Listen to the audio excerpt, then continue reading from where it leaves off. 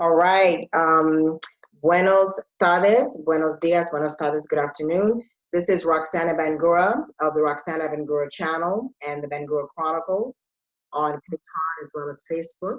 Today I have a really special treat for you. I'm speaking to Megan Frye. She is a journalist here in Mexico, and she wrote an article on the situation in Mexico called Mexico is Reopening because it has to, should you go? And she wrote it on the Daily Beast. I will put her information in the comments. So let me let her in.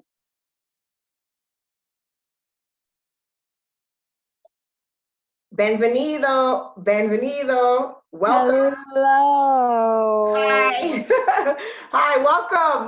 Hi, how are you? I'm good. How are you? I'm good, thank you. Good. Thank you for gracing us with your presence. Oh. The first journalist that I've had on my channel. I'm feeling like a big girl here. I'm feeling like a really big girl here. You So are. thank you for coming, and she happens to be a Mexican woman, even more importantly. So thank you for coming to my channel. I'm not Mexican.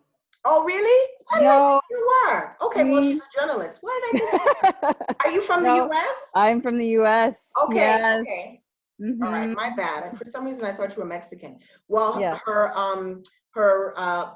website is www.meganfrye, that's FYRE.com, and I'll link all her information into the comments. So what brings you to Mexico? So I came to Mexico to study Spanish originally in 2014, and I got my TEFL certificate as well in Chiapas. Oh, okay. And I just loved it. I thought I had an amazing experience. Okay. And I just wanted to live outside of the US for a while. And I was fortunate enough to be able to find work to do that. So I started by teaching English, and then I started writing. So my history is in journalism.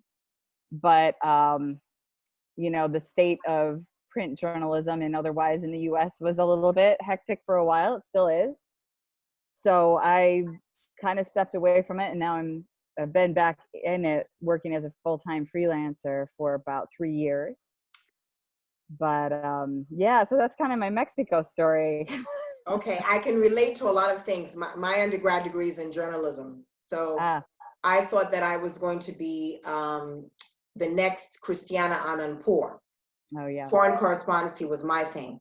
So I did, I traveled a little bit and I wrote a little bit, and, I did the English language thing, English language teaching, so I got my TKT, anyway, these stories are very similar. I think, a common pathway outside of the United States is to teach English abroad. So very relatable, very relatable. Where are you from in the States? I'm from Michigan. Okay.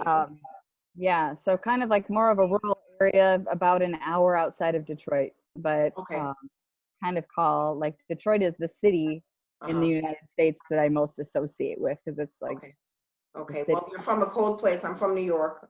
York, the Bronx. So, and I had to move to a place where there was no snow, because where I went to college was near the Canadian border, and it was very traumatizing. And I said, I got to move down south.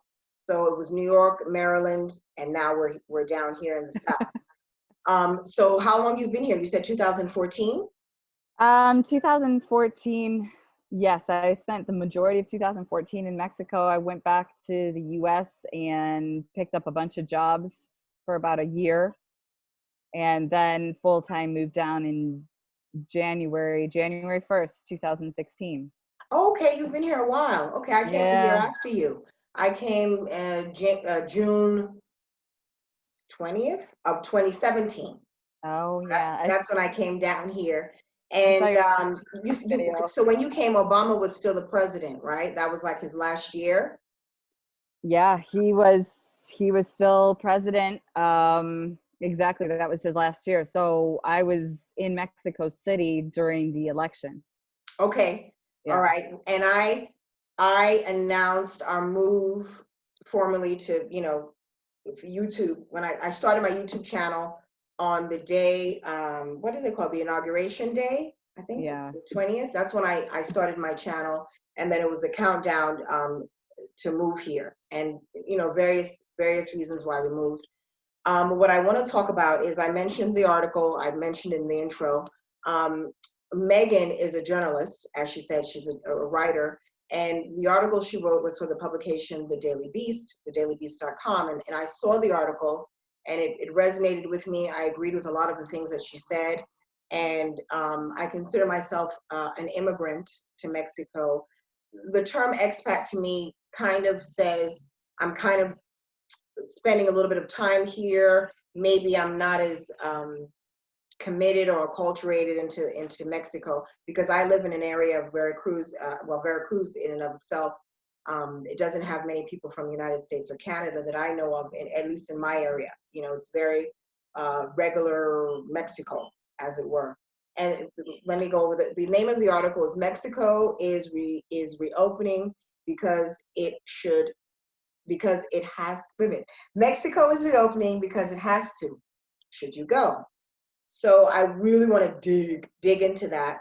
And you are like me, we're both immigrants, expats, if you want to use that term, to Mexico, and you've been here longer than me.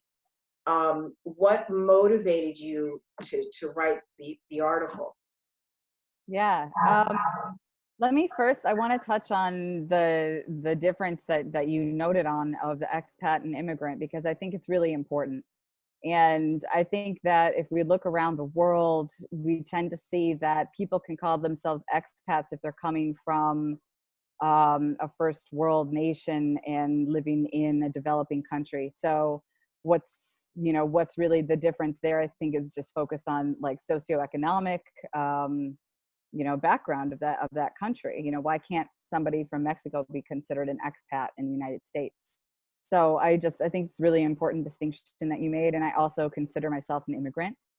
I may return to live in the United States at some point, but I have chosen to live here. I'm a resident, and everything. So I want to thank you for acknowledging that difference, because I think a lot of foreigners, especially from Europe, from the US, Canada, Australia, they expat. I'm an expat. Yeah, like, total disassociation. Why isn't a person from a developing country, a brown country, a black country, an expat? When they come, they migrate to the West. Yeah, you're absolutely right.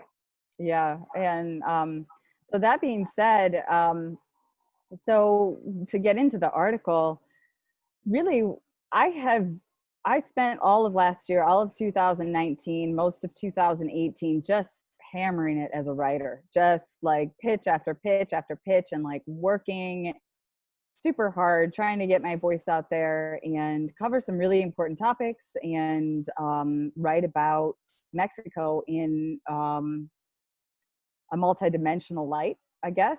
And so this year, already this year, I was kind of feeling burnt out getting into it, because there's some issues that I have with freelance writing and how freelancers are treated, and just like its viability as a career option. But so I was kind of burnt out, and then also COVID happened.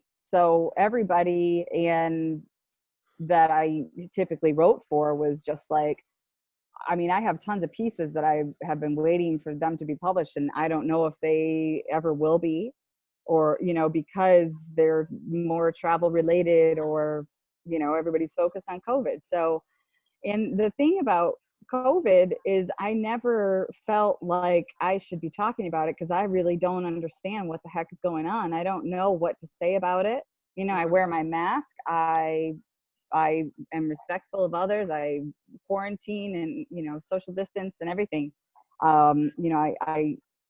But as far as the pandemic itself, I was feeling oversaturated by the amount of news that was coming out, that I didn't really feel like Very much so answering any questions that I had. And so I just I didn't write. I didn't write for several months. Really? Yeah, I did some touch-ups on some, articles that sometimes they'll like upcycle for, like, can you update this or something like that? And that's in some translation. That's basically what I did for several months. And When was this time frame? In the spring, or when was that? yeah, basically from February until last week, like Now let when me ask you, when do you think COVID impacted you in terms of when did you start self-quarantining, getting the mask, social distancing? Like when did it just affect you directly? that's a good question, because I think, also being in Mexico, I do believe that it was here, that the virus was in Mexico for quite a while, especially with the tourism season, the high tourism season in the winter, and cruise ships and everything from people all over the world. But living in Mexico, it wasn't really being talked about as much as, again, it was just like, is this just the flu? I mean, that was the same thing I was seeing some people say in the US too. But I mean, so to be direct, I'd say probably late March, like really when they closed down the schools and stuff, I said, we're going to do this. And yeah, so late March, I want to say like the 20th of March. I mean, Same here in our area. Hmm. yeah, yeah. Same So here. that's when I started to do that. But again, it's been really, as I'm sure, just back and forth in Mexico and everywhere. They started with like 3 weeks, and then we'll see what happens, and then another 3 weeks, and then we'll see what happens, and like you need face masks and you don't need face masks. And I think that has all just created a lot of distrust and a lot of confusion.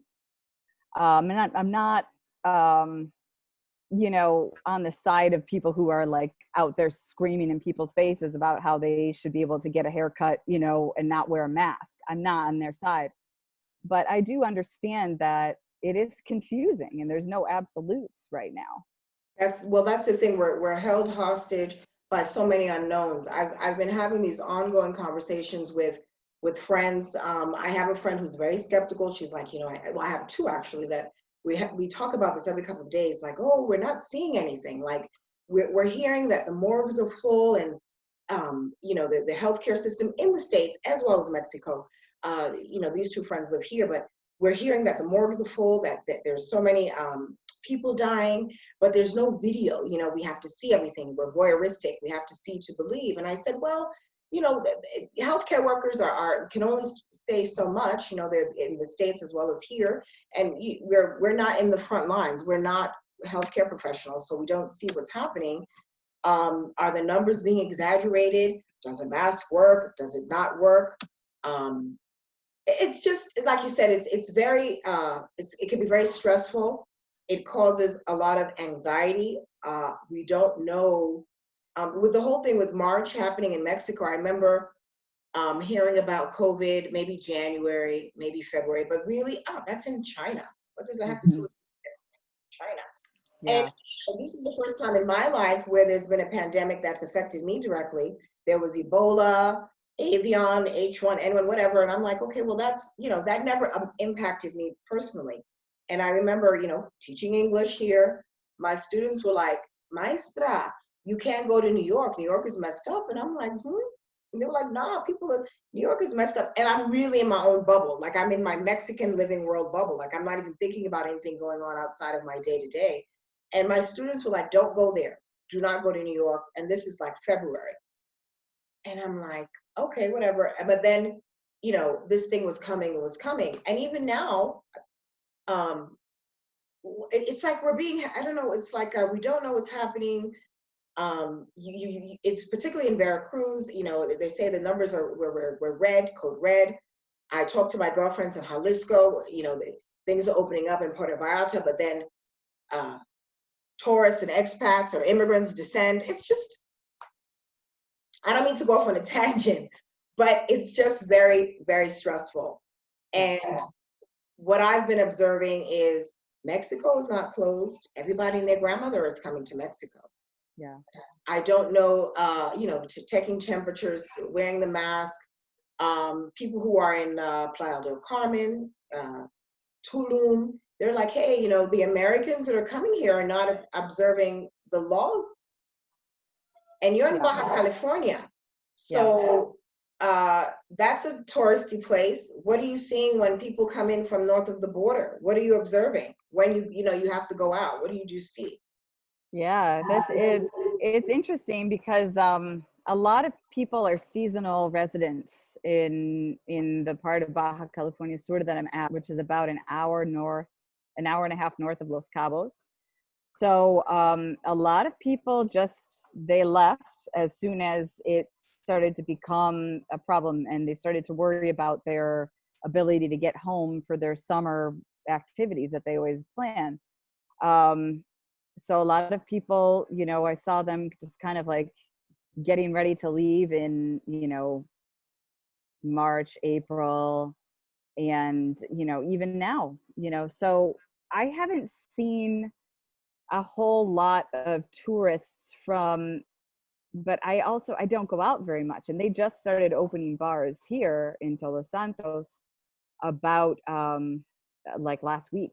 So, and I think and I went out to a restaurant yesterday because I'm just like, this is, it's outside, I'm really hungry, like let's check it out. And there's one other table there.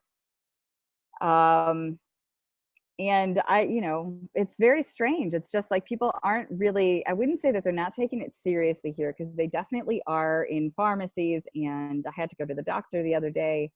And all of that stuff is, either it's a virtual consult, and then you go and pick up your prescription, and with your mask on or whatever other safety measures they have. But it's also this, I've been living in Mexico City for 5 years, basically. And here there's just not that many people. So it's it's difficult to, I don't feel like as concerned, because everything's outside and there's not as many people. And that doesn't mean that I feel like I'm impervious or I don't believe in the virus. But in comparison to Mexico City or like another more densely populated area, I think I would notice a lot of difference. I mean, there's definitely, what I get the vibe of is that the gringos, and I include Canadians in that, started observing like the World Health Organization's recommendations soon, like really way faster than any of the Mexican businesses would have liked them to, because it was at the end of their tourist season. And with the here being an hour and a half from Los Cabos, which I've not even been to ever, so I can't speak to that.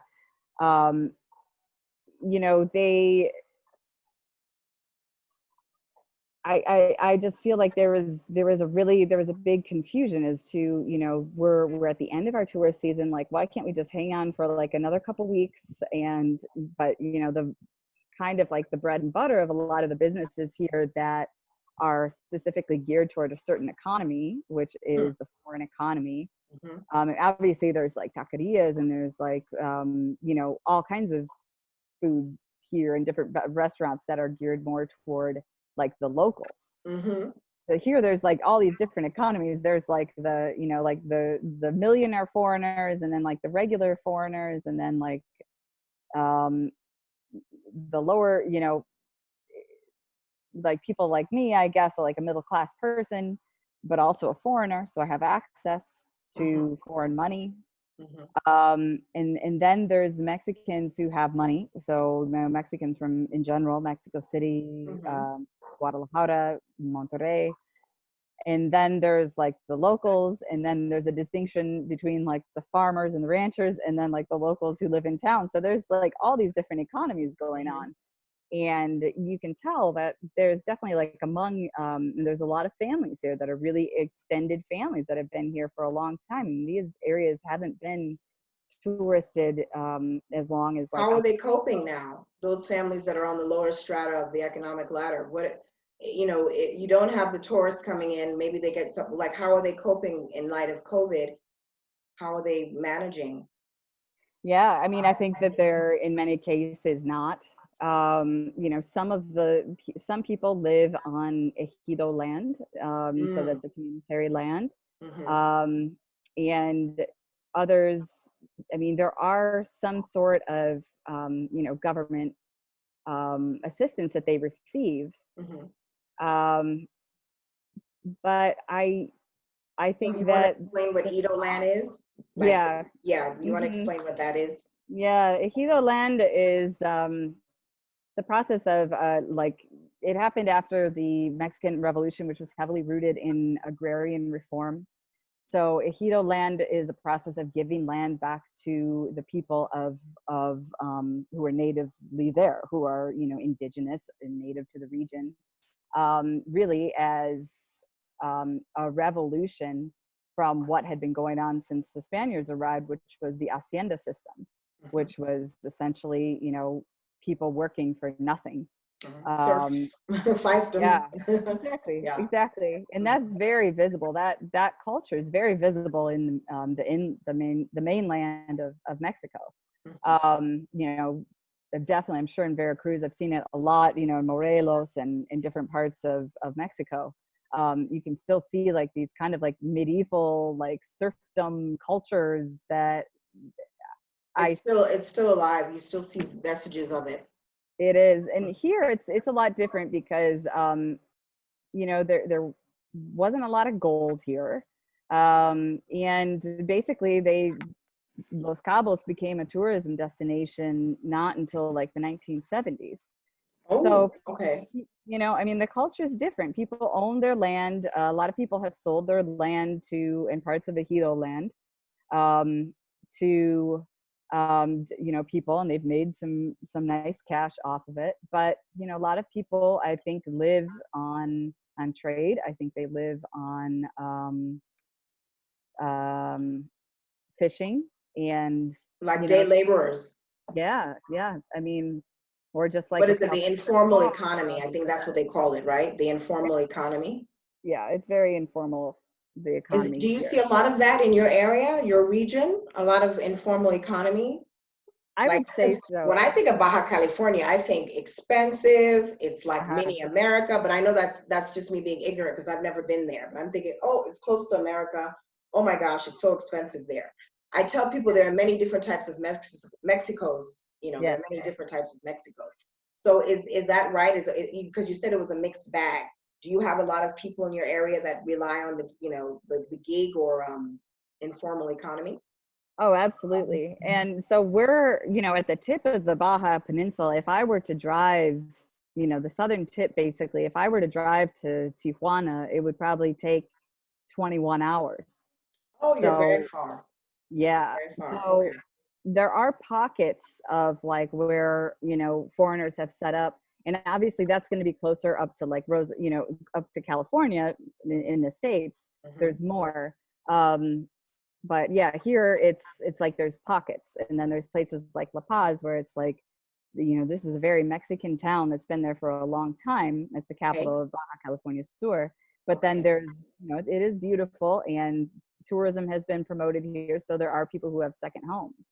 Ah, okay. Yeah, so but there's, I mean, informal economy, the gig economy, absolutely. I mean, there's a lot of people who hire locals to do anything for them. I mean, especially the ones that have more cash. I mean, they're here gardening, they're here fixing houses, making additions onto houses. Okay. Okay. And I think too, there's yeah, there's farming, there's everything has been affected. There's people who are on the street who are selling face masks, and they would normally be selling some other type of trinket or clothing.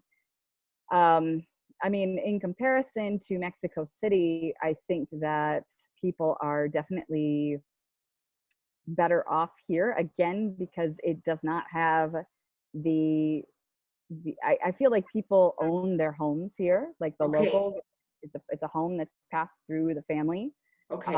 In a place like Mexico City, it's which is the other part of Mexico they have a lot of experience with. I mean, I've also lived in Oaxaca for a while. Those places are, the rents skyrocket, Mm-hmm. and that affects a lot of people as well. And the informal economy in Mexico City is very, very much alive. Okay. But it does exist here. It does. But there's also a big tourist economy. So there's, and whether the people who own those businesses do everything by the books, I can't say, Okay. but it's What hard to made you, separate the it's hard to informal. separate. Well, what made you transition? Was Mexico City the last place that you lived? Yeah, What made you yeah, transition, and what was life like there?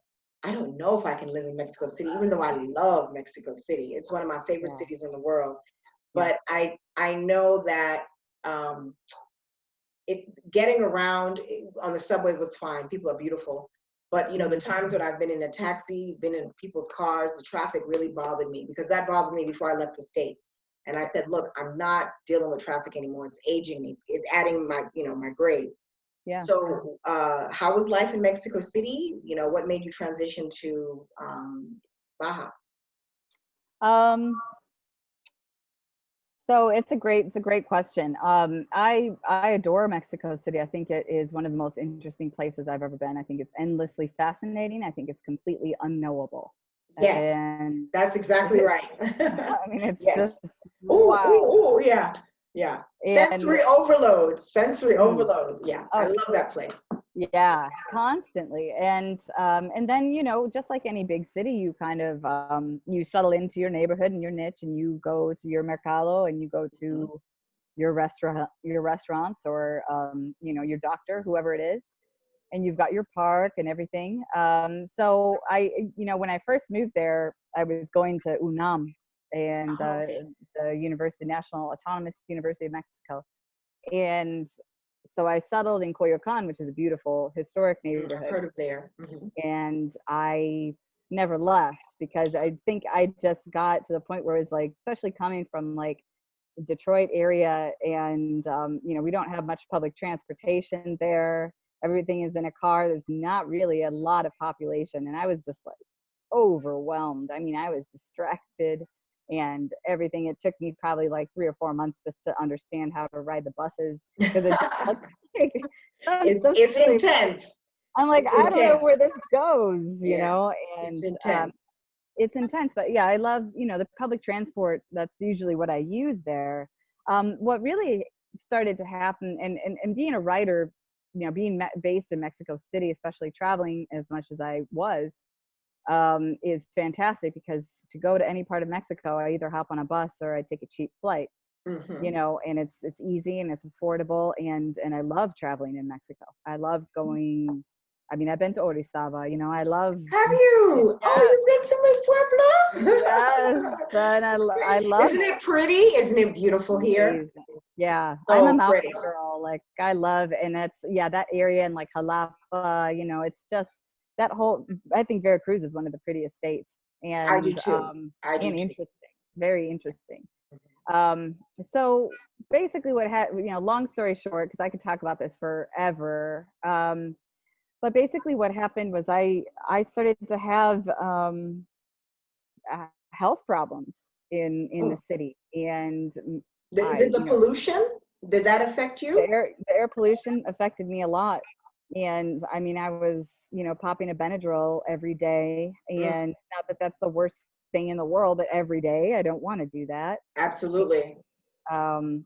Just physically, just feeling with zero energy, after not doing very much, and yeah, so the air pollution definitely was a big part of it. And yeah, I mean, just looking for something a little bit more laid back, because it's just, I found myself, as amazing as that city is, Hmm.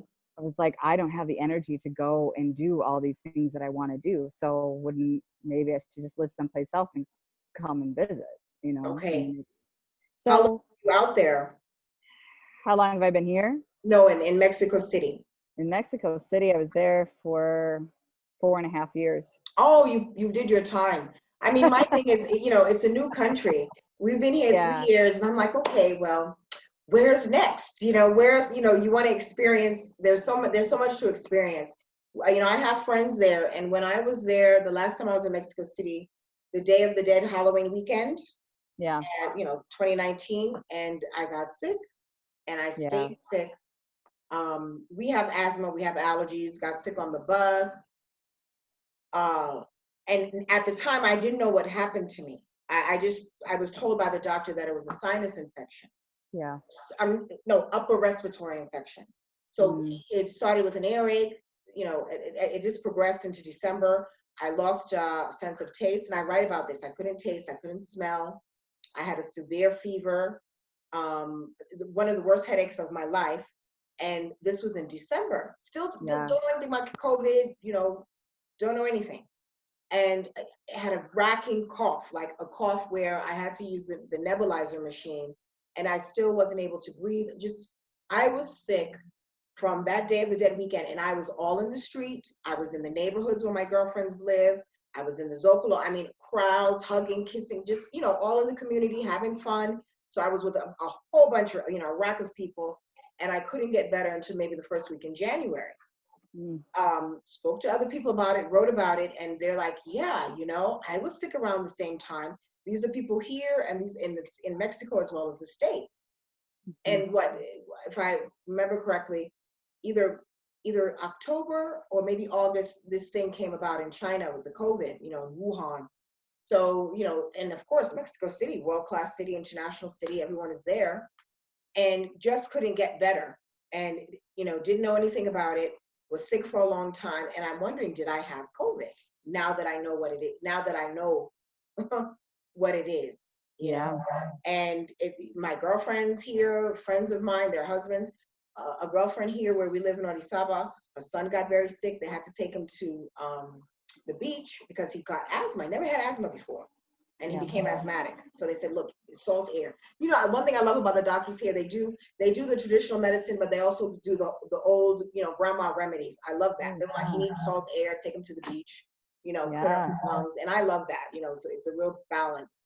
So I started to think, I'm like, well, maybe I had it. We live in a very polluted area because Veracruz has a lot of factories. Yeah. And I'm thinking, I got to get out of here. Like, I need some, this is aggravating me because we're asthmatic, we're sensitive. So I started to think about moving to where you are, but south, Jalisco. I want to go to where the water is. And I'm just wondering if more people maybe feel the same way. And I say that because when I'm in these groups, I'm in a lot of international expat travel immigrant groups, and there's people are always going to come to Mexico. But what I've been observing is because of the situation in the States with the COVID and with, the racial tensions in the States, a lot of Black people are like, hey, we're over it. We got to get out of here. So between Trump defunding the police and COVID, people are like, look, those that are able to want to leave. And Mexico is the place that they're coming to. And I thought about all of these things with your article. Yeah. And as far as I know, from what I'm observing, Mexico doesn't have, obviously they're not quarantining. You talk to people who are going to Singapore and Taiwan and South Korea, and even China, they have very strict protocols when you're a foreigner coming into the country, if they're allowing you in. We know that Europe is closed off to Americans and Mexicans too. So it's like, what does my friend say? Oh, my blue passport is lost. What did she say? My blue passport is trash. I need to find a husband with a better passport. I was like, you know what?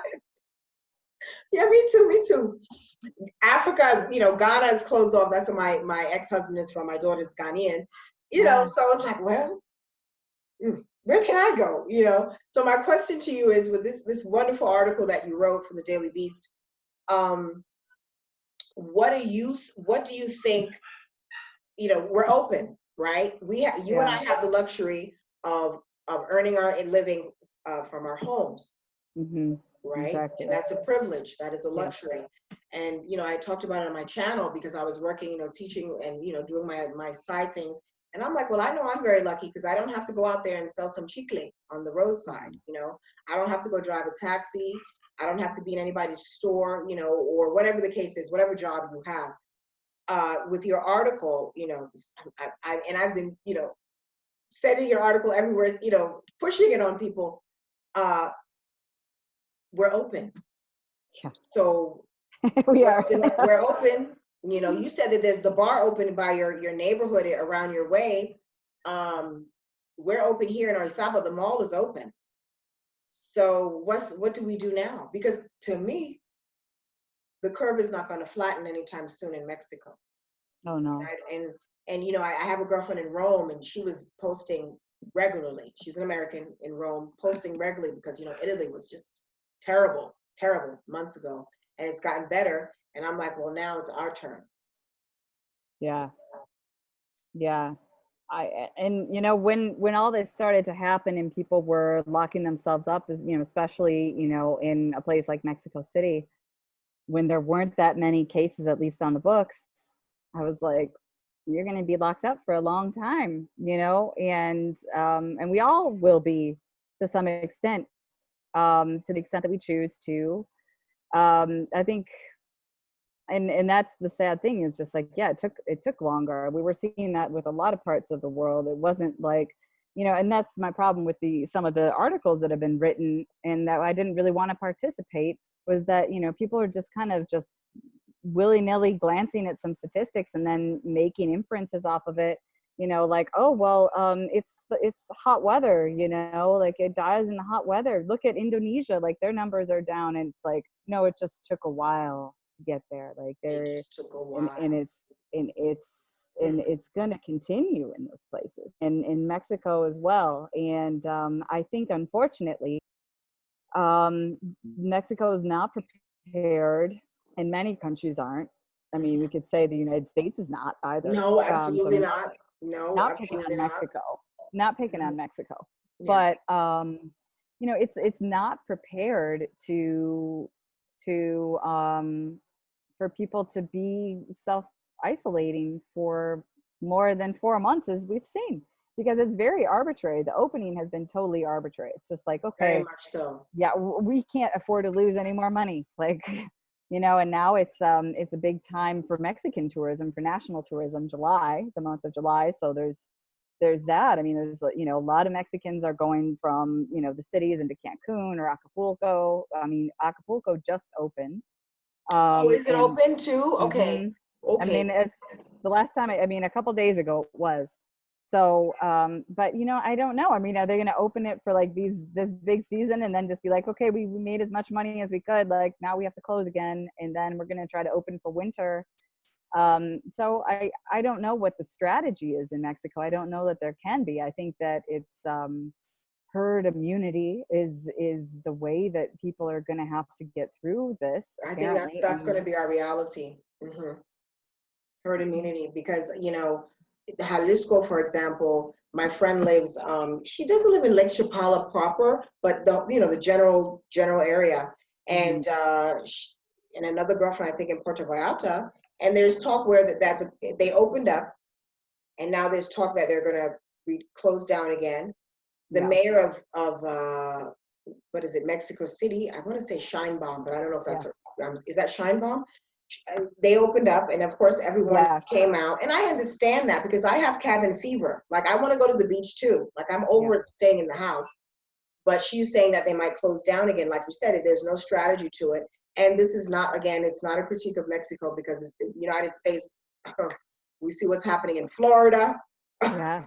Oh for my God. example. I don't know what's going on in the South, but um, what what would you say to someone that wants to, you know, get out? Because here's how I'm looking at it.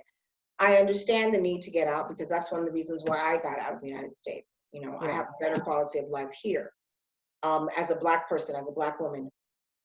What and I understand that. I understand the need to leave, but I also understand living here as an immigrant to Mexico, and I understand that the healthcare system is not equipped.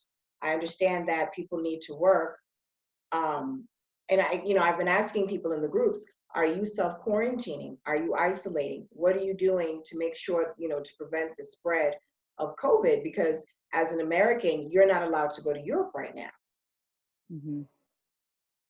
As a Mexican, you know, well, not even, I'm not Mexican, but, you know, I'm made to understand there are places in Europe that are not accepting Mexicans or people coming from Mexico because of Yeah. our COVID numbers. There's no, I don't know. I mean, I was just happy that someone articulated what the situation was, and you are that person with this article. We're speaking from a place of privilege. Yeah, Yeah. absolutely. Absolutely. I mean, in terms of people who want to leave the United States, and like come and make a life for themselves in Mexico, um, I certainly understand that, obviously. And if they want to do it, I'd say, you know, right now is not the ideal time for a lot of reasons. I think it's, you know, how hard it is to get established and to meet people and to do that. And then, you know, you take on top of that a language difference, perhaps barrier, and a cultural difference, and you try to navigate all of that through a pandemic. I would think for me that would be stressful to come and, you know, live in Mexico, probably, you know, I mean, I'm not a sorceress, but, you know, for like the next year or so, I would consider that we'll be dealing I with, with agree. this I think we're somewhat. not out of the woods. 2020 is trash, you know, Yeah, it's trash. done. Done. Stick a Basura, fork in it. basura.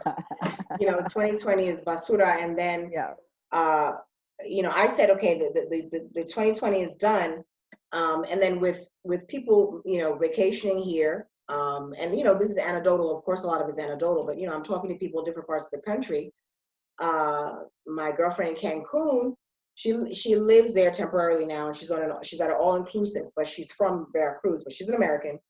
She was like, look, what's going on? There's so many people. She said there were so many people for the July 4th uh, weekend. Yeah. And I said, well, you know, Mexico is a super popular place for tourists. It's a Yeah. super popular place for us Americans. It Yeah. holds the most amount of Americans, you know, outside of the United States, Canadians as well. You know, we love Mexico. So it's not gonna, the pandemic is not stopping anyone. And we're gonna pay a big price for it in terms of, uh, you know, our school system. I'm saying our, because, you know, I live here. Yeah. Schools are, what are schools going to do? Are they, you know, there are schools coming up with this hybrid program where certain days children will be in school, other days children will be at home, or you know, depending on the school. I know of a private school where you as a parent can decide whether your child will actually go to school or they'll attend school virtually, you Yeah. know. But then you have the parent that has to work. I mean, it's just, I don't know, COVID just came, like I said, COVID came to wreck shop. Oh, yeah. It came to wreck shop. Um, do you know, did you cite in your article that 10% of the economy was based on tourism? Did you say that? Yeah. Yeah. I Talk mean, about that a that's bit? sure. I mean, and that is those are the official numbers. So like what you and I were talking about, like the informal economy, which is at least 60% of Mexico, that 10% doesn't include the informal economy, and it doesn't include any jobs that are not directly linked with tourism. So, and Okay, those are many, you know, those so the are person many. So who's the like that's a bigger number. selling beach towels, like, you know, on the beach, or jewelry, yeah, it's a huge number.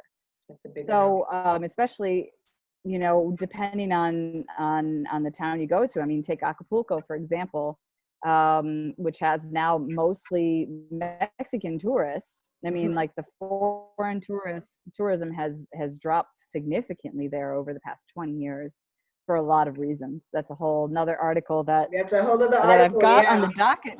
yeah. I've got on the docket to sell. Mhm. We'll see. But yeah, and so people there, I mean, the city of 1 million people and about 300,000 jobs are directly linked to, officially linked to tourism. So I would say more than half the population, you know, depends on tourism. There was a port there that's been there for a long, you know, hundreds of years, you know, 500 years or more.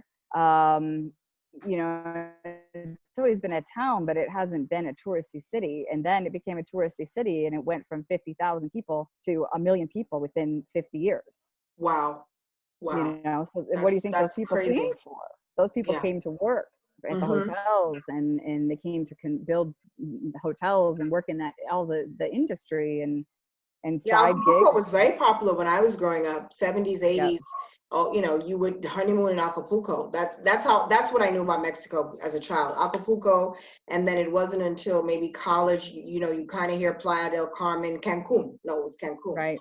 So Yep. now, you know, it had its heyday for foreigners. But as you said, this is the time, this is when we took vacation last year as locals, you know, Yeah. immigrant locals.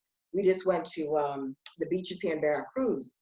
Yeah. um God, this is really I just, you know, we have high unemployment in the United States. What is happening in Mexico? You know, we Yeah. have numbers that we're counting in the States. I don't know if it's 11%. It's just crazy. The numbers are climbing. What do you think? Do you have a ballpark idea what you think that the number is right now? Oh, that's just too big a number, too many factors to measure. I definitely don't have a number, but I would say that I mean, as far as like people who just whose jobs, yeah, I mean, like unemployment, who are temporarily unemployed, because really there wasn't an economic crash other than the COVID. So in theory, in teoria, right, like they would have those jobs if everything was back to normal. Was everything back to Um, normal? you know, and when it, so I mean, I want to say it's going to be 50% probably at some point. That's really, really disturbing.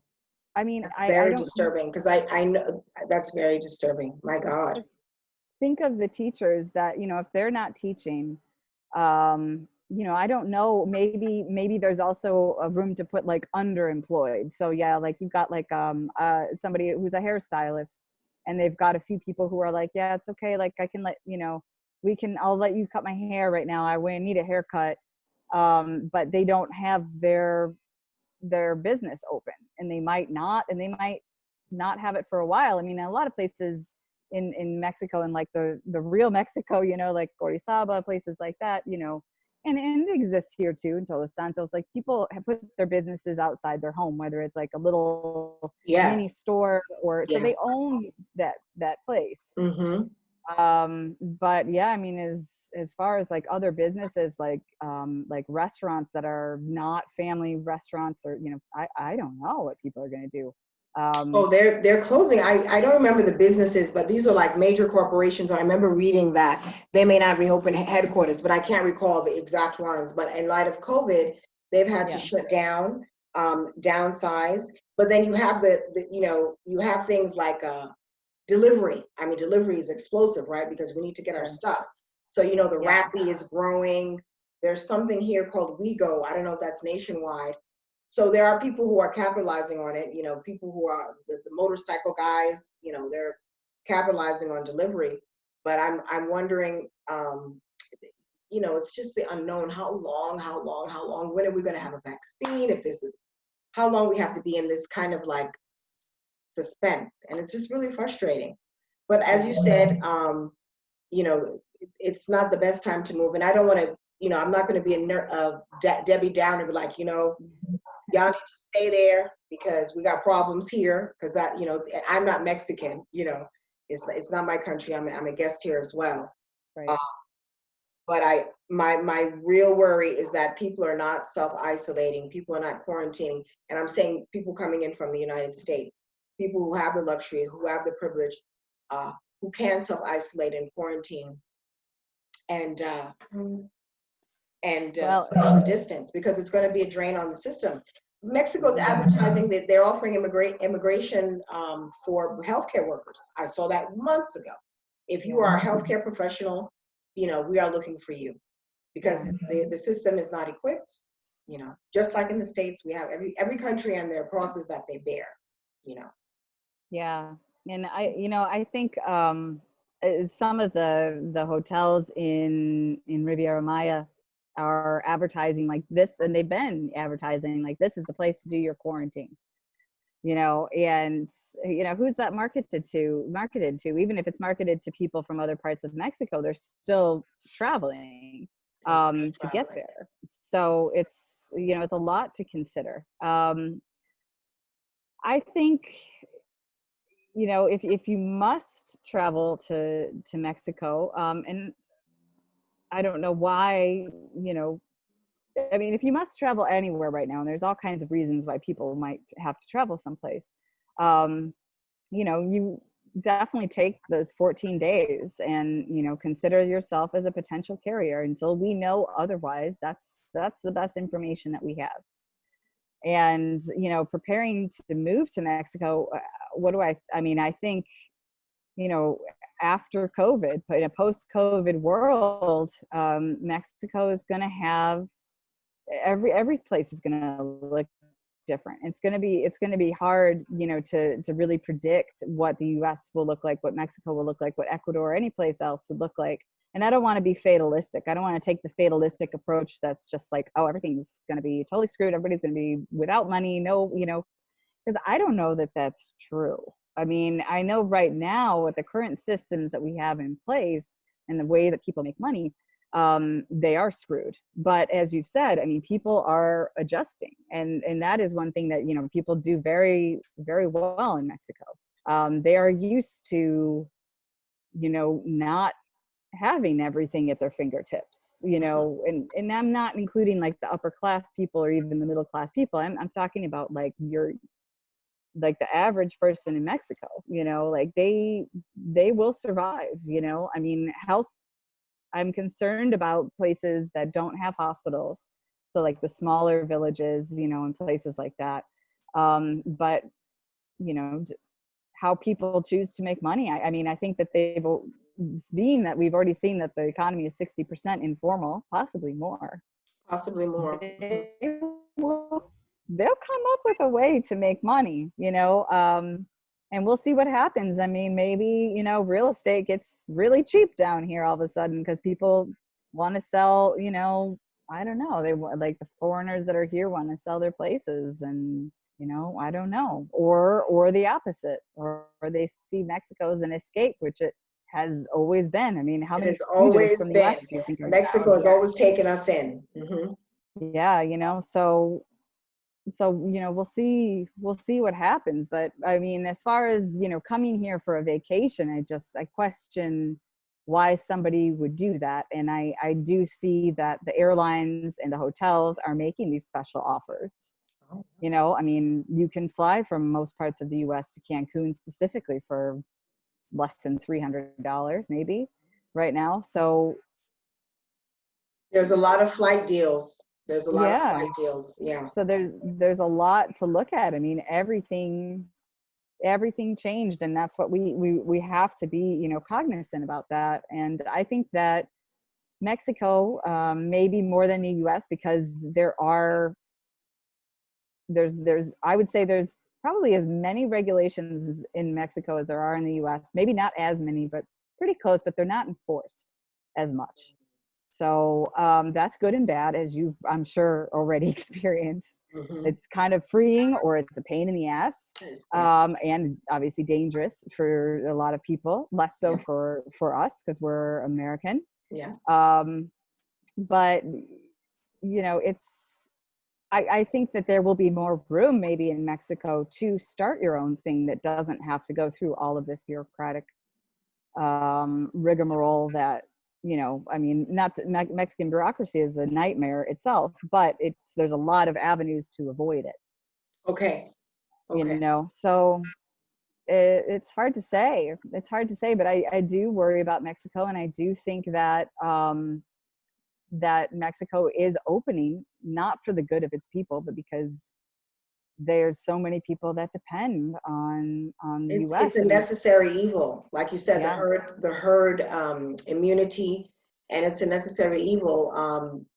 People have to work, and there's no social safety net. Like, you know, every American, you know, you're a taxpayer or not or whatever. You know, there was $1,200, and as far as I know, there's nothing like that in place in Mexico. I know here in Orizaba, you can go to the market, the mercados, and there are like these food bags, you know, to give to people. So, you know, the communities are, you know, fuerza, you know, they're working together, juntos, and, you know, trying to take care of the locals. But, you know, there wasn't any stimulus package to give to people to kind of, tide them over. And we got that in the States. So what can you do? Thankfully, Mexico is a very communal country. People are very communal. So that's a wonderful thing. They're not like, individualistic like United States. But I'm grateful to live in Orizaba right now. I've talked about it, I've written about it. I think it's a good place to be in terms of this, with COVID and a lot of Americans coming in. It doesn't really sit on many people's radar. That's why I say Veracruz. I don't always say Orizaba. Yeah, right. They wouldn't know where it is. I'm now. Yeah, no, they wouldn't know where it is. I mean,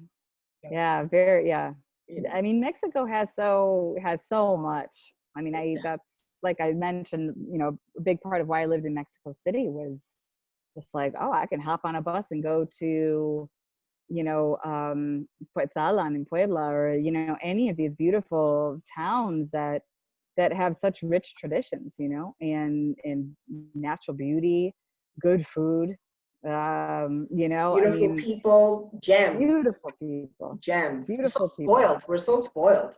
Yeah. I'm so spoiled here. I mean, it's we get free stuff. People give my daughter and me. We went to the city of God outside of Mexico City. You know what I'm talking about? Tepoztlán? Yes. Me and my daughter went there, and my daughter got free. I'm a stoner. I'm into stones. Yeah. And my daughter got free. What did they give her? It was obsidian, amber, and something else. They gave us free stuff. I'm like, really? I'm like, how much is this? They're like, no, for you, regalo. And I'm like, oh my goodness, and that's happened to us quite often because people here are very generous. People here are very, very generous and welcoming. Like, there's no such thing as them being unwelcoming. I mean, where are you from? And it's with a smile. People are happy to see us when we're walking about. Of course, we always get, where are you from and how long you've been living? I'm like, look, I've been here 3 years. Y'all still asking me this question, but I know it's not from any bad place. I know it's from a good place. No, and especially when you're, in a place like you said, like where there's not a lot of foreigners. And I mean, I'm you draw interest, it's just like, ooh, who is this person and where are they from? And they're different and they're this and that. And I've always felt very welcomed, especially in in the smaller towns, in ways that I've been surprised. Me as a white American woman, and all that means, and people want to give me things, and it's beautiful, and it's just like I feel really seen as an individual, which I really appreciate. And the exception being probably right before AMLO was president, so that window between like Trump's election and AMLO's election, where every taxi driver in Mexico City wanted to be like, what the fuck with Trump? Sorry, my absolutely. And I hate when they ask me about him. Like, I gotta talk about him, fine. And then AMLO got elected, and then now they complain about him. Exactly. It takes the heat off of us, because it takes the heat off, and I don't like talking about him. Like, I don't like, please don't ask me, please.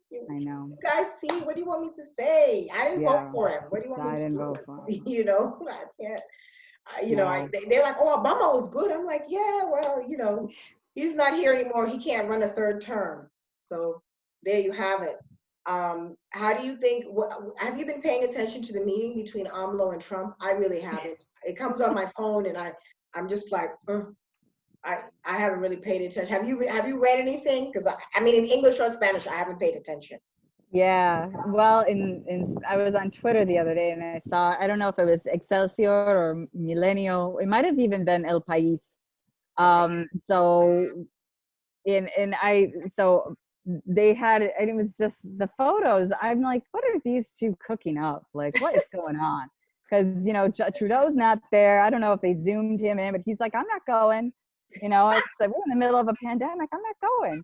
Yeah. And so I saw a picture of Trump and AMLO, and they had exchanged baseball bats. Okay, so Trump gave AMLO a red baseball bat, and AMLO gave Trump what looked like a baseball bat that was decorated with Huichol beadwork.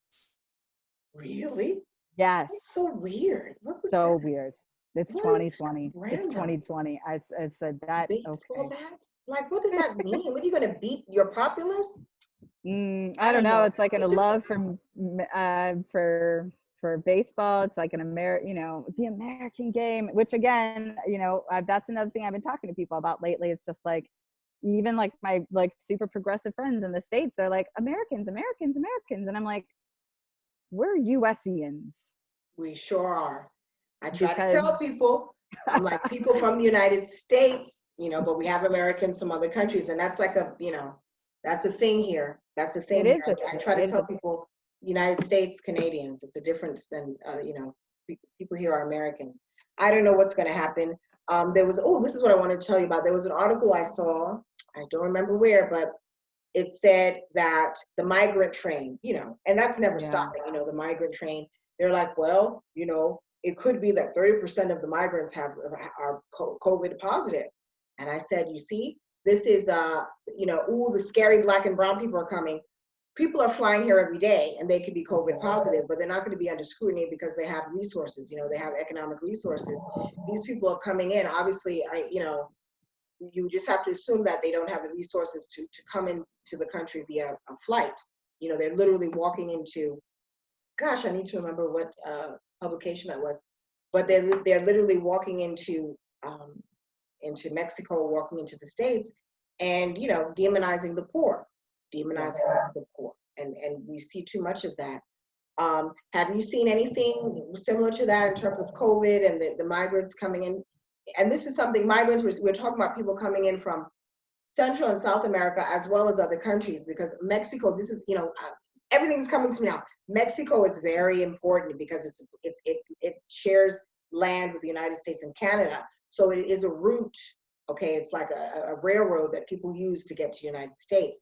Yeah. So, you know, there's a lot going on here, and COVID is not stopping movement. It's not stopping movement. Have you read anything in terms of COVID and the migrants, immigrants, or whatever you want to call them, coming in? Yeah. I mean, I would call them asylum seekers. You know, yes. I mean, migrants as well. Yes, but refugees, refugees, asylum seekers. That's the term. Yes.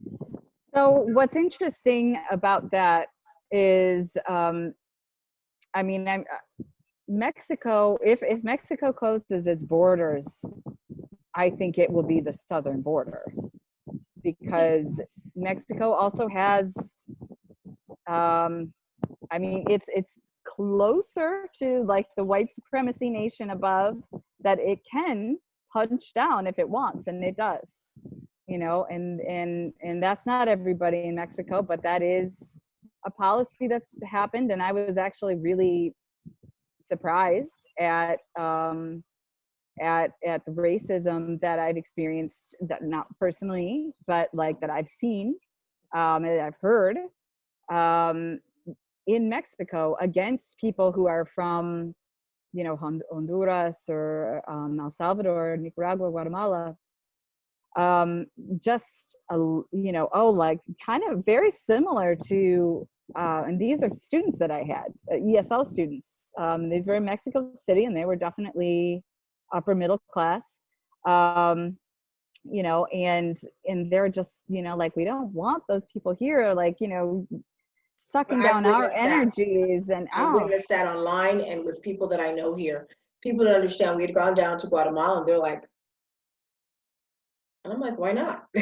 Yeah. You know, it's a country. I want to go see it. You know, I says, I wish I could see the whole continent, you know, the whole Central and Southern American continent. I says, you know, have plane, we'll go, have ticket, we'll go. And there was a nose in the air, but everyone has to look down on someone. I mean, I'm from New York. We're known to be snobs of the Southerners. So I get that. I'm from the Bronx, you know, people from the Bronx and Brooklyn beef. So I get that. You know, everyone, I get that.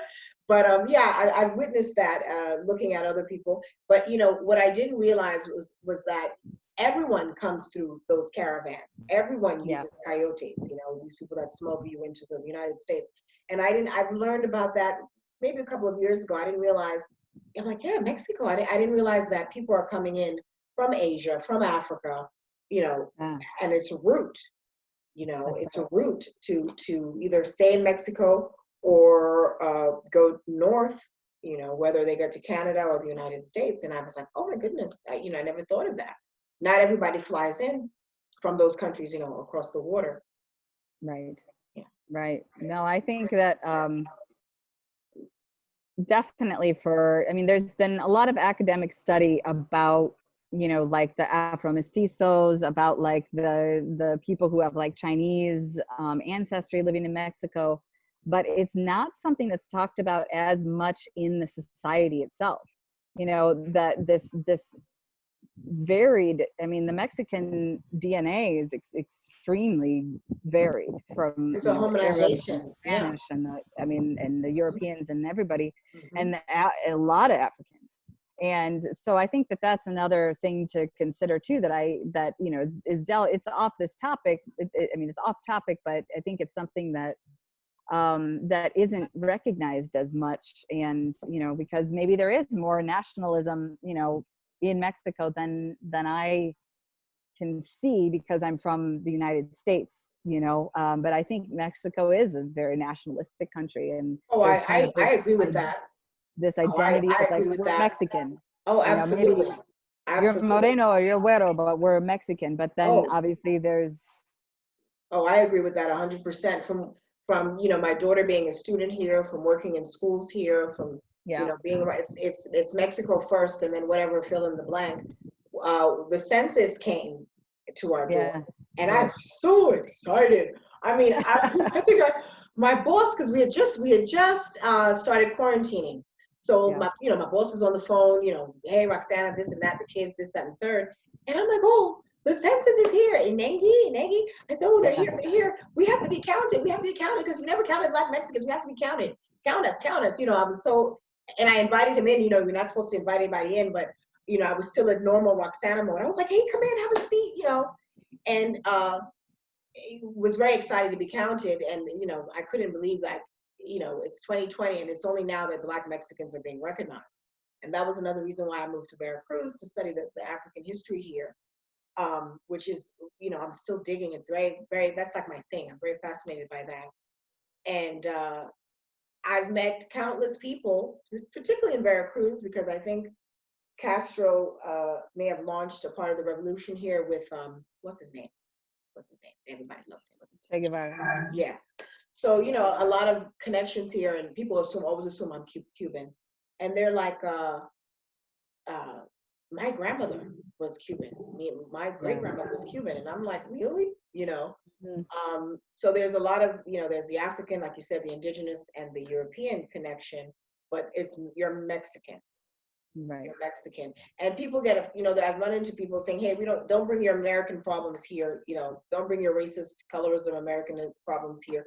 People have told me that, you know, Mexicans have told me that we don't have the same problems that we have in the States. You know, we abolished slavery before. Mexicans have migrated. Black people have come to Mexico seeking refuge. I came here seeking refuge. You know, there was the former enslaved communities like in Durango and Chihuahua. So I mean, it's just, you know, I love history. It's very interesting to me. But you're right. It is very nationalistic.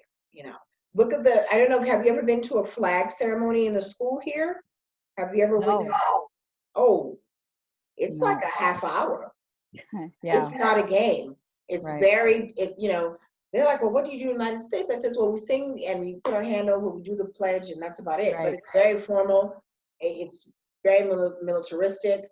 There's a lot of honor with the la bandera. There's a lot of, it's a very sacred symbol or ceremony. And, you know, I would enjoy it. We were fascinated by it being Americans because we're not so formal, but it's very fascinating to watch them honor the Yeah. flag in schools. And it's usually on a Monday, and it's usually at least the ceremony itself is maybe a good 15 minutes. It's a big deal. So I was like, oh, this is like really nationalistic. So yes, I would Oh, agree with yeah. you. Yeah, I totally agree with you there. Mexico is very nationalistic, which I think is a good thing in terms of like a situation with COVID. You know, you Yeah. have to put the communal needs of the country.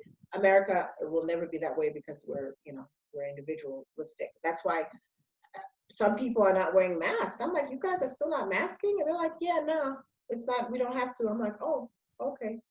Yeah.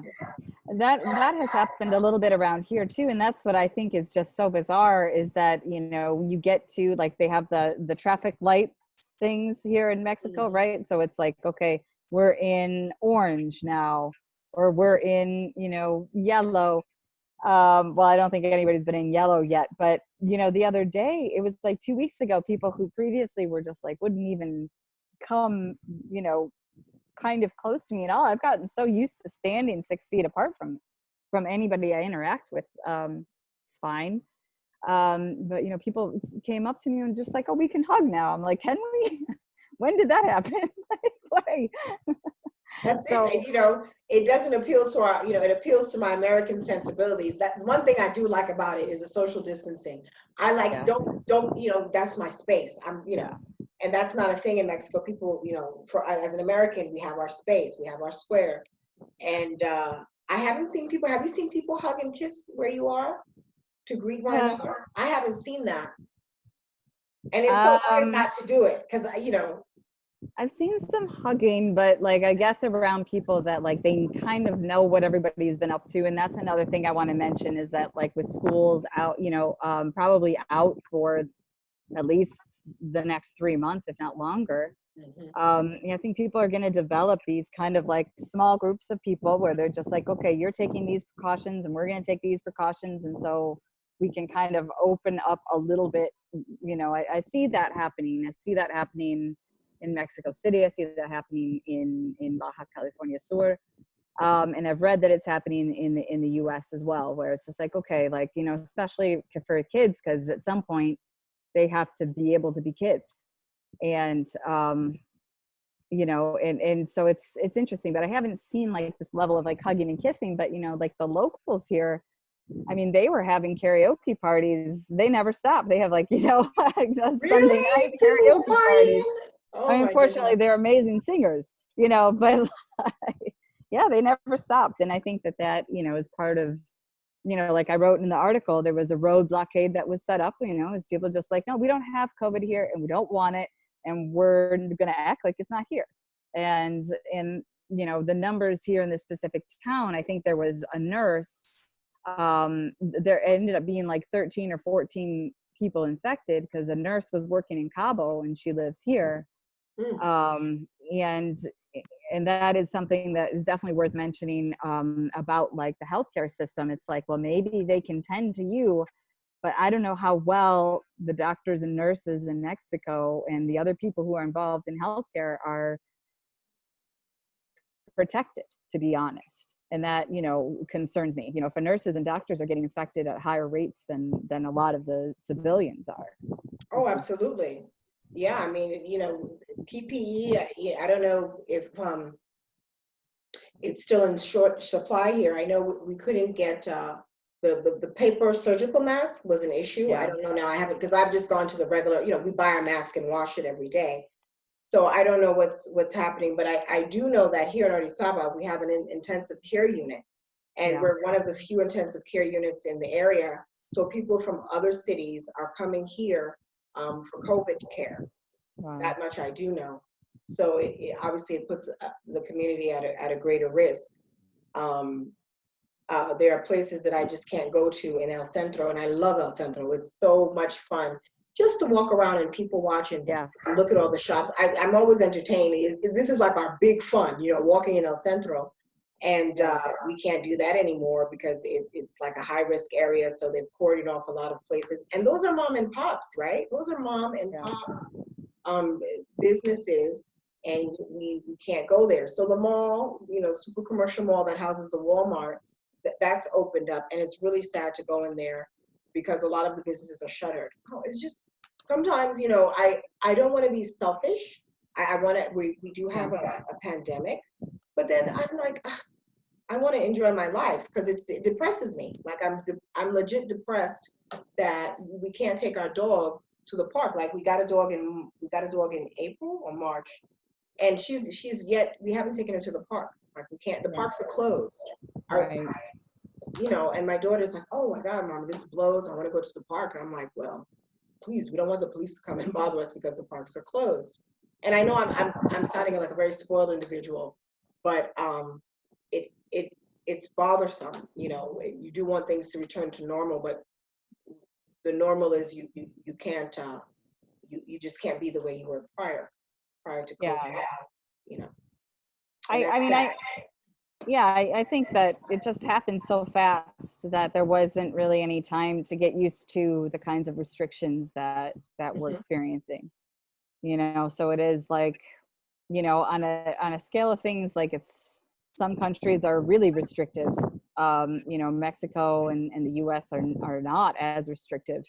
But at the same time, like, yeah, and you build a routine, especially like when you come and you build your home in a different country and you integrate and then all of a sudden, like all those steps that you had to take to make your home and feel at home, like I feel like you notice that you're a little bit more sensitive to it when it's not your culture, maybe, or when it's absolutely because I'm like, I know people are going to get mad because, like I said, I've set the tone for this but for me talking to you in the groups. So when they see it, I'm like, yeah, you guys are moving, and I understand why you're moving. I was there too. I empathize with you. But, you have to also think about where you're moving to. You have to think about where you're moving to. And during the pandemic, yeah, people are moving. Flights are cheap. If you can get a cheap rental, and people are running away from many things, including myself. I include myself in that. But Mexico, I don't know. 2020 is trash. It's trash. It's done. Yeah. Well, when do you think? Okay, one last question. Yeah. When do you think we are going to? And like you said, we're not sorcerers, Although, I'm not a psychic, but when do you think we will see the flattening of the curve? Because Italy, it happened, but Italy was, Italy, Colombia. I talked to my friend. They're like, hey, your last name is Smith. You only shop on Saturdays. Like they really had controls in place. Only one person could leave. There was really a lot more control. And that, from what I've read and what they've told me, when do you think the curve will, this curve that we're still going arcing up. When do you think that curve will start to flatten for us? I don't know. That's a hard question. Yeah, well, I think it's going to depend by state, because, Mexico, it's not, we don't have like an I-80 that's been built to cut through mountains, and cross the entire country, in Mexico. So there's a lot of places that are more isolated. Obviously, you take so for Mexico City, for example, it's like a 14-hour bus ride to Puerto Vallarta or a 45-minute flight. Why is that? Because it's all mountains, and so I think that it's going to depend a lot on the populations of certain places. Flattening the curve in Mexico City, I think is going to be, I would say, several months from now, maybe 6 months. And then, smaller towns, I think that what they'll have to do is just really, not let people in, or I can't imagine them doing that in Mexico. It doesn't seem like a very Mexico thing to do. But I think some places will be doing better than others by 6 months from now. But it sounds like where you are might be, because the way you said there's really just not many people, and you're not seeing tourists coming in or expats or immigrants. You might fare better. I know I have to stay in place, but I've been thinking about moving for a while, as I said, and I'm just like, oh, I want to go. I want to go. And I think I want to go because I can't go like a spoiled brat. I'm restricted, Yeah. and we did some inter-country flights, and we do a lot of bus rides. And, I don't want to get on the bus. I don't want to get on the bus. No, the bus, as much as I love the bus rides here, the air conditioning and the movies, I love it. I wouldn't want to get on a bus right now. I wouldn't want to get on a plane right now. So yeah, I mean, to be realistic, being realistic, I mean, let's say we already agree that 2020 is trash. So let's say January, and then we'll see what happens as far as tourism, because I do think that is a big threat if they expect to bring back the numbers that they're used to, that they depend on. And I'm referring to the different areas that have tourism. There's many, but there's the 4 core tourist centers, like Cancun, Acapulco, Puerto Vallarta, and Los Cabos, and to a lesser degree the Puerto of Veracruz and Mexico City. But I just don't like those beach towns for the winter. I rue the winter. I'm so scared of the winter coming, because that's when we got sick. I think it's gonna settle down probably around later this year, and then I think that people will be bringing it into Mexico in winter 2021. So that is it. I mean, they're saying like all the beaches in Baja California Sur are supposedly closed, with the exception of Los Cabos. And I said, why? The virus just like reads the sign and says serious? no. They're leaving Los Cabos open, but everything. Yeah. I guess. Oh, okay. Well, we can't go here. Corona says, well, we can't go here because they're closed. We'll just. That's right. Man, that doesn't make any sense.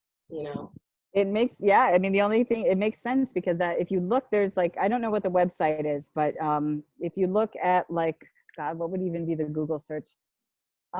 Development, like basically what you're looking for are maps that show progressive development in certain areas over like the course of decades. So like you can find a map of Los Cabos in 1970 or Cancun in 1950. And they're just these tiny little fishing villages. Yeah. And then all of a sudden, boom, like an explosion. It has exploded in the last 10, 15, 20 years. And there's a lot of people that have a lot of money invested in that. And that is Mexican money. It's foreign money. It's from all over the place. And they don't want to lose their cash. And I don't know how much people get paid working at those resorts and stuff. But I don't think it's that much. And I mean, I just think whatever numbers that come out, I think will be in favor of opening the tourism industry, no matter what the reality is. No matter what the reality is, that's where we are now. That's why we're open now. You wrote the article timely. That's why we're opening now, or we're open now, and it's not abating. It's not abating. Thank goodness I'm in my little pueblo, Mexico. Yeah, where nobody can find it. Unless you speak Spanish, you're not getting Orizaba. That's it. I'm in my little pueblo, Mexico. Gracias a Dios. Gracias a Dios. Yeah. It's been an honor. Thank you. If you have anything you want to share, any other websites, meganfrye.com, FYRE.com. Any other thing you want to share coming down the line? FRY. Yeah, FRYE. Yep, Megan Frye. Frye, FRYE. Oh, I don't know. I feel like I could talk to you about a million topics. So maybe. Well, you can come back again. Yeah. Maybe we'll leave it there. I don't know if are you a regular with the Daily Beast? I've written for them several times. But like the freelance gig is just like, it's like fishing, it's like, oh, I got this idea and I send it and I either get a yes or a no. So okay. I don't know what I'm going to write again. I don't know when I'm going to write again, because I wanted to say something about Mexico because of how arbitrary it seemed to me, and of the opening.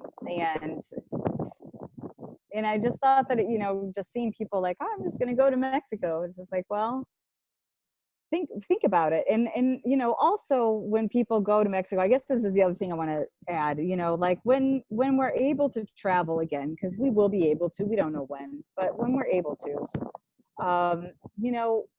you want to support the mom and pop places as much as you can. Mm-hmm. And there's a lot of, you've got Airbnbs, you've got VRBOs. I know they take a cut, but there's, you can stay and you can support like local people. And beyond that, there's a lot of really great hotels that are in, smaller towns that you would never even think of to go to, that are wonderful and will enhance your being for being there. The people are beautiful. The culture is beautiful.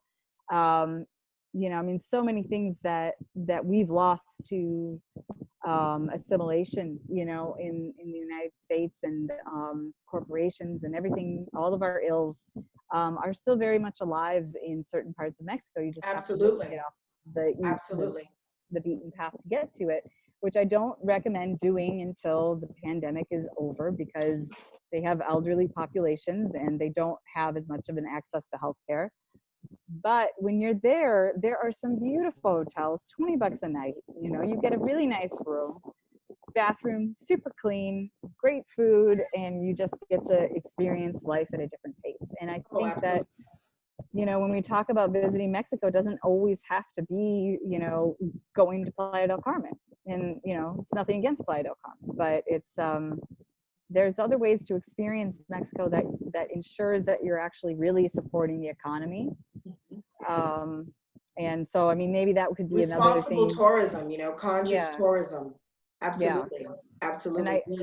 We were in Jalisco. Jalisco, and my girlfriend, she's Mexican, but she was raised in the States for the better part of her life.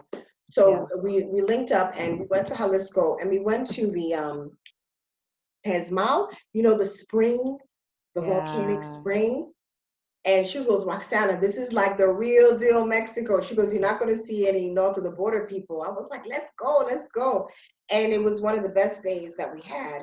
And obviously, I don't remember, it was like $10, and we stayed for however long. You get a massage, and the springs are so good for your skin and everything. And I was like, I said, these are the hidden gems, and I know people, they wonder, well, you're not in a Mexico City, you're not in a Tulum or a Playa or a Puerto Vallarta. And I was like, no, I says, I'll visit those places just to say I've been. I said, but I intentionally don't want to live in such an area. I intentionally, I don't want to see a McDonald's every 2 seconds, or a Home Depot, or all these different things that I've seen in like Hidalgo. We went to, ¿cómo se llama? Hidalgo's the state, right? We went to Pachuca. And I was just really taken aback. I was like, wow, they got a Denny's? Because we don't see that here in Orizaba. Oh, wow. I'm like, Denny's? They got a TGI Fridays, BF Chang's? So, it was like we're so campesino, we're so countrified now, or, because we don't see these things. I'm like, wow, they got all this stuff here. And which is fine, it helps the economy, but you have to remember, to be responsible and to support the locals, because, you need to support the locals. And you're right, there are great deals. We have a hotel here, it's called Mission Orizaba. And I love Spanish architecture, Mediterranean. I love all that. And that's how the red tile roof, the red tiles. I love that stuff. The courtyard, where they'll have an inner courtyard and balconies.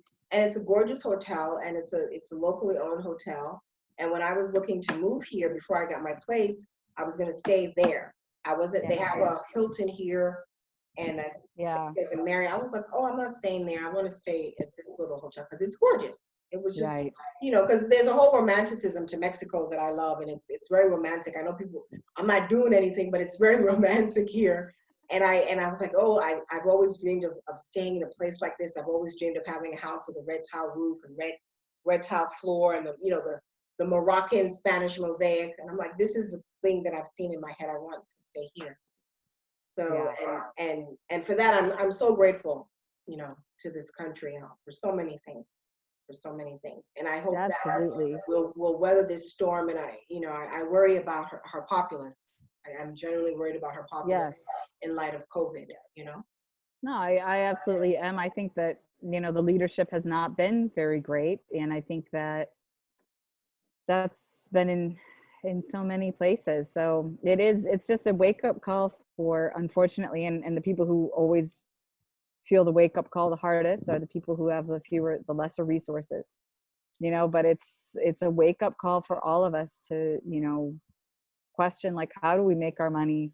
Like, how do we care for each other? And recognize, especially in the US, I think people were not quite aware of just how close to poverty they were or are.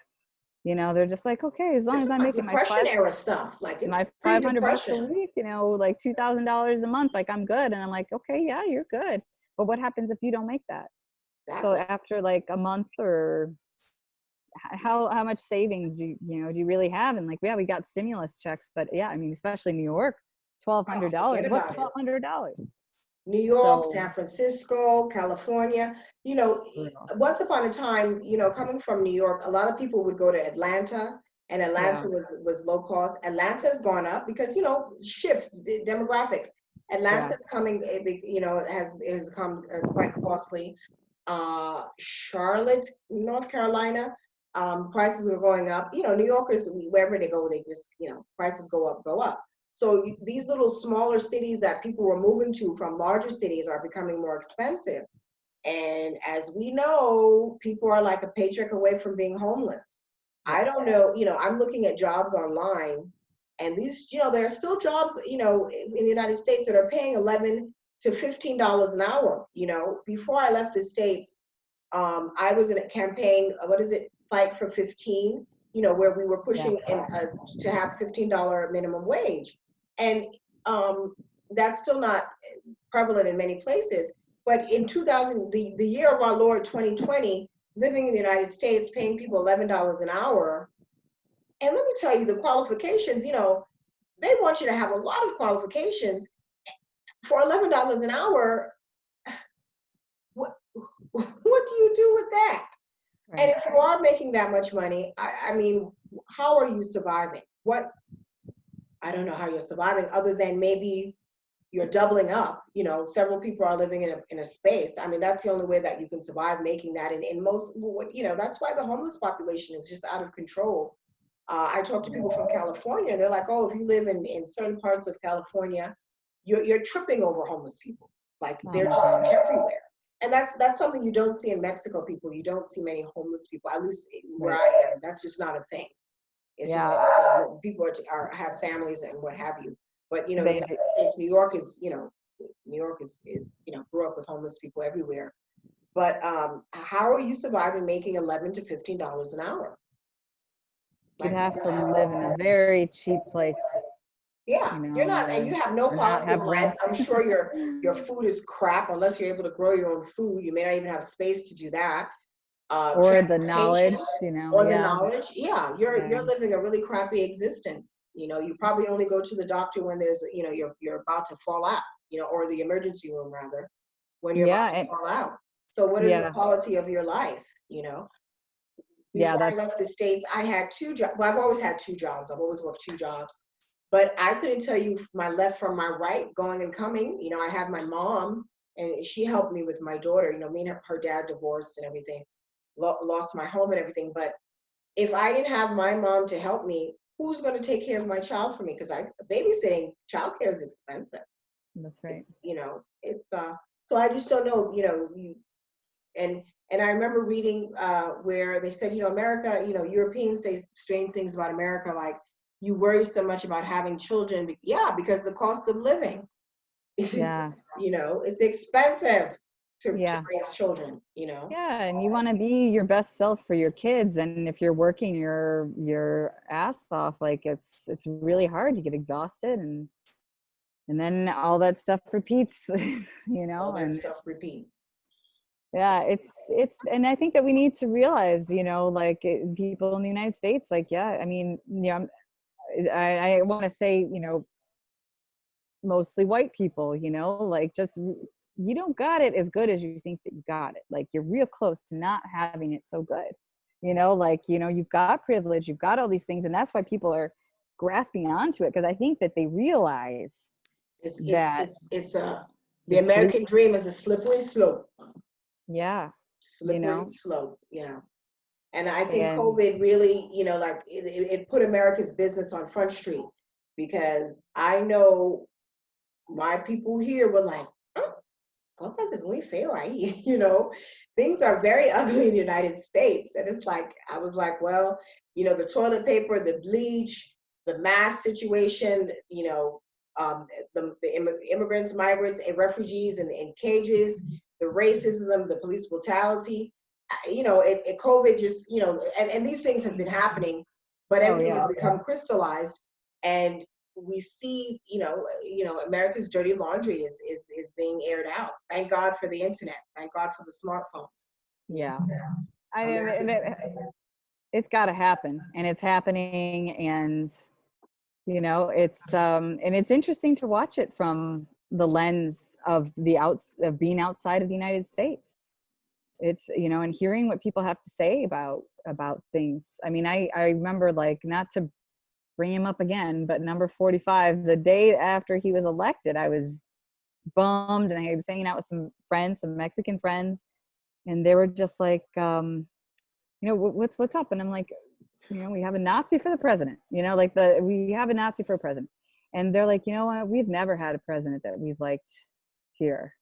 And I'm just like, oh, all right. Like, we got to, like, it's, here we are, like these two distant neighbors, right? Like there's a book called Distant Neighbors about Mexico and the United States. And I think some things Mexico has a leg up on, and I think some things the U.S. has a leg up on, but I don't think the U.S. has as big of a leg up as most of its citizens believe it does. and that's exactly right. Yeah. That's exactly right. That's right. It's smoke and mirrors. These band-aids are coming off, when you get to the crux of the matter. And I don't know how long, the great superpower of the United States, we have the military might, we can crush everyone, but China's coming, and we see what China can do. We see the manufacturing and everything of China, and we realize that America, didn't he leave the WHO, or he threatened to leave the World Health Organization? Is America out of the World Health Organization?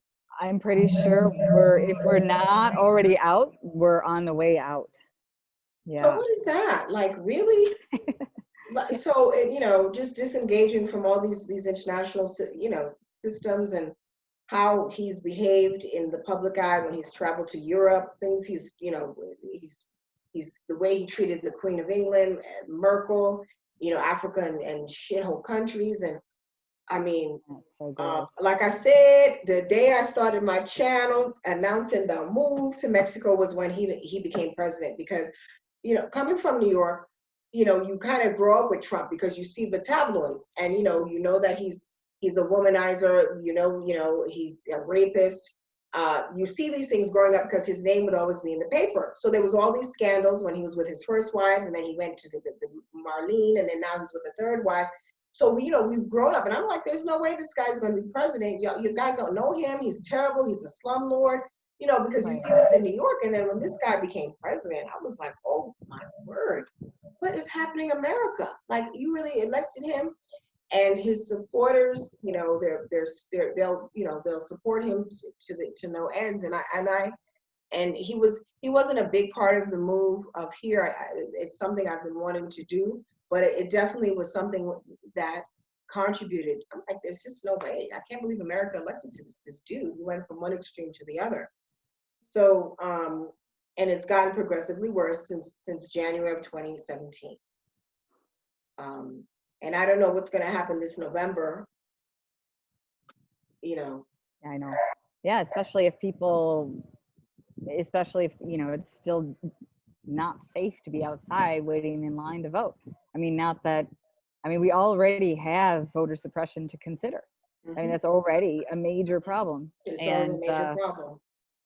So imagine it with, on top of having masks on, and there's going to be those brutes out there that are supporting him, trying to intimidate people. That's it. And it's so incendiary, his language. And I keep on thinking, we've hit a low, and then it's like we've hit the first floor, then we're in the basement, now we're probably in the sewer or under whatever's underneath the sewer. I mean, he's just the lows, just every day there's a new low.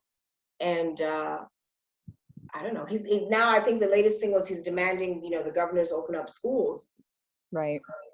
Yeah, no, it's not up to you, No. fool. It's between the governors and the state actors. That's why people say it's important to vote nationally, but it's also important to vote your local, your municipal elections, because those people make decisions that really directly impact your life. That's right. So please vote. Vote Please municipal. Your city government. Yeah, because the governors make the decision along with the school board. However it works. I just all these executive orders and everything, there's only but so much that he can do. Yeah. I don't know.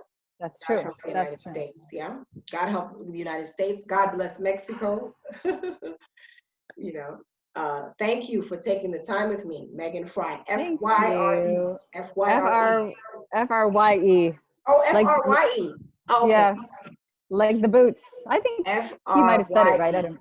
Okay. Yeah. Frye. Okay. So Yeah. I'll make sure that I put that Thank in the you. comments, and I'll put her article in the comments. She's a journalist for the Daily Beast. Look out for her stuff, and you if you want, you could come back again and we could chew the fat on some other stuff. Yeah, I would love to. Let's let me know how people respond, and if they want to know anything else. I sure will. Yeah. I sure will. I'll let you know. And I'll send you the comments, and thank you. Thank you so much, Roxanne. I really appreciate it. I hope that it was nice talking to you. Very refreshing conversation. Thank you. I hope you and your daughter are in good health. Thank you. Right. God bless you. Take care. Bye-bye now. Bye-bye. All right, that was journalist Megan Frye. That's MEGANFRYE, and her website is meganfrye.com. She wrote an article for the Daily Beast entitled "Mexico is Reopening Because It Has to. Should You Go?" So it was a really good article. Be sure to check it out. I will put the links in the comments below. Please remember to like, subscribe, and share my channel. This is Roxana Bangura of the Bangura Chronicles on Patreon and Facebook. Thank you, and I'll talk to you soon. Bye-bye.